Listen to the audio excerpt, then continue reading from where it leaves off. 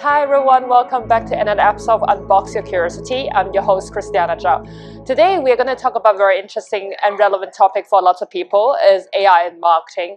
So we know that AI has been used as a very common tool in marketing. We see there's a lot of social media buzz out there of using AI to generate new image or using a 2 or 3 sentence prompt to generate videos at a very low cost. There are also many big companies like Canva, Adobe, they have adopted AI to enable us to have easier workflows as a marketer. So today we have invited Agnieszka to join us and talk about AI in marketing, and she have a wealth of experience and knowledge in data analytics and also in how helping companies to integrate AI into their strategy. So very nice to have you. Would you like to quickly introduce yourself to the audience? Hey, my name is Agnieszka. The last 50 years I was working for several marketing agencies, and the last 6 years I was head of data analytics that was focusing on AI, everything what is involved to AI, also real-time dashboards and so data. And in your view, what will be the useful application of AI for marketers? Do you have some examples for us?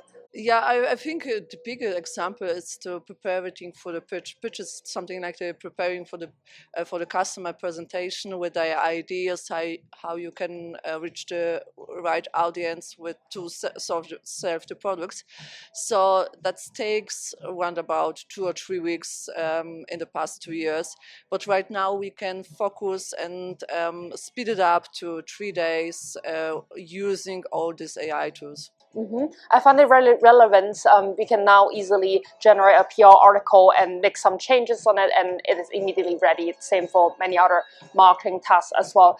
But it's not. But we know that implementing AI is not as easy as just setting up a ChatGPT account. There are lots of work behind.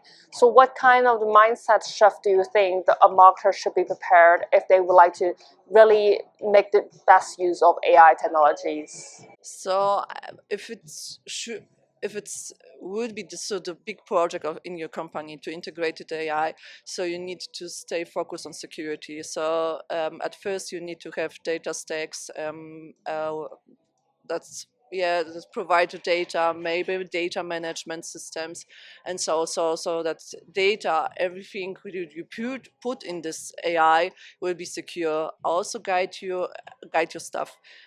Be prepared that maybe someone didn't know that personal data should be integrated in ChatGPT. So at first security, then staff, then right technology for your business, and after that the systems. So make some guidelines how to use, what is good, what is not good, and so make this like a process, like a structure, and involve experts in your decision.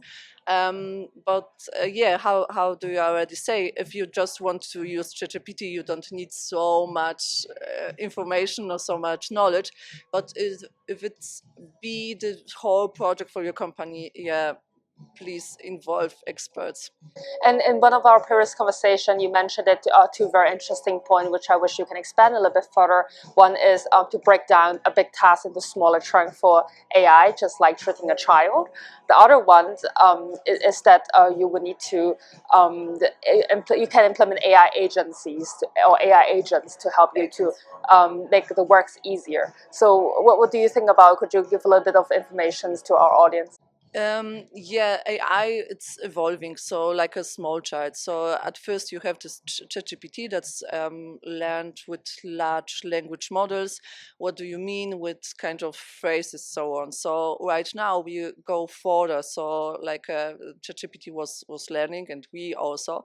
So we have this kind of agent systems, agent AIs. They can take some completely task. For example, just not just writing some sentences or so email, but also integrate this in the email, open emails, send the emails to your customers.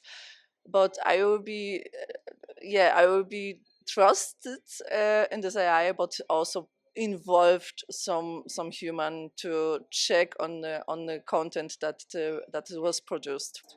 Definitely, and I recently read a article plus videos actually on jailbreaking. Because with AI agency, you have access, or AI agents have access to all of your emails, Teams chat, everything, and there's is still risks out there where enable, like, let's say, people to break into the back end of the system.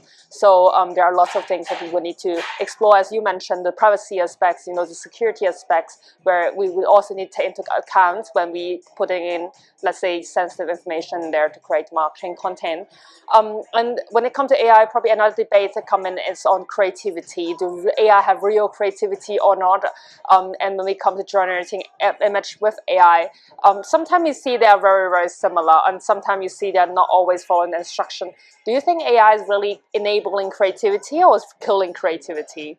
I think AI don't kill the creativity, just not even replace, but extend. So you get from AI, you get the first idea. If you're in stock in your creative process, you can ask, what do you think about it? So get some inspiration.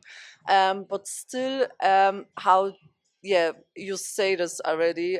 You see all these images that's not so perfect, or maybe human with five, with six or three fingers, or some super nice skins that's not really real. So I think this kind of trust is also part or topic of several surveys. Surveys. One is from 2023, and says that round about half of the audiences was not getting connected with the AI created content, and the last survey from 2024 says that 81% of German want to label this kind of images produced from AI. So yeah, it's needs to be it can be integrated. It's not replace creativity. It's just give you some ideas. Nice to know. And when it comes to generating AI, I think probably another aspect to address is the potential bias that we could have, because with the data we fit in the real world, it can also influence the AI decisions. How do you think marketers or a marketing team should balance out judgment coming from AI or our own human judgments? Yeah, you spoke this right now. The several really big mistakes from AI. It's biased. It's based on old data. So you need to integrate all this knowledge that you have.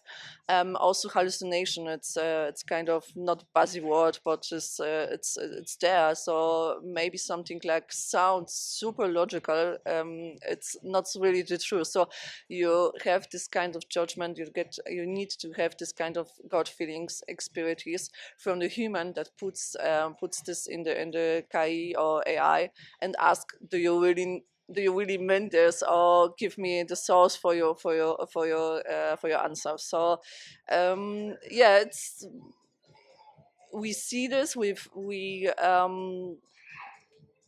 I think it's the answer of why I think the AI will be not replace so many people, or not, at least not right now.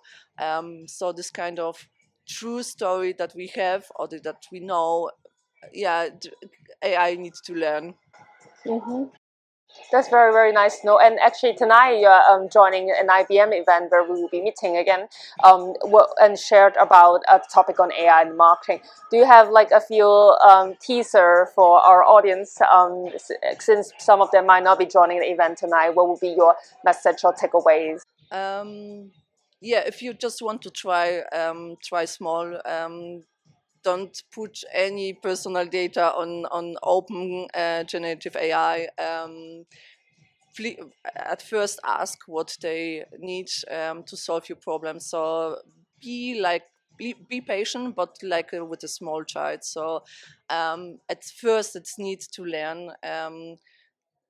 If you want to use this in a big project for your company, you need to go to these 4 steps: security first, then train your staff, right technology for your business, and after that, just structure that you need to put. So, yeah, it would be an example. And also, I think I have one of the true stories that I will be speaking about. It's the what comes in, it comes out. So we have a drop in the ROI. So after 3 weeks of looking for the systems problems, everything was nice.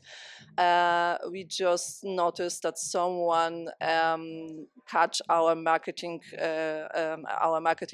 tracking systems from the website. So we have some revenue, but not the all revenue, and that takes 2 weeks. So data in or garbage in, garbage out. It's the right meaning for that. So yeah, your data is the base for AI. We have covered quite a lot of aspects in such a short time, like privacy, securities, how you should prompt and communicate with AI and how to allocate tasks. If for a marketing person, because marketing is somehow a little bit different from data analytics or like a technical role. For a marketing person, they really want to try out AI for their first time and to use this to increase or enable them to work better. What will be the small step that you will recommend them to do from now? Maybe ask ChatGPT what is the next trends, and have not so many competitors of that on this field. So, to get the first impressions, maybe make it some post for the social media, integrate Midjourney and create some images. Yeah, I think just two tools, it would be a nice start for someone that want to start in the marketing. That sounds great. Thank you very, very much for your insights. Very useful. And thank you very much for listening to our podcast. And if you're interested in the podcast, please subscribe to it or share it with your loved ones. And we're very much looking forward to talk to you again. Thank you.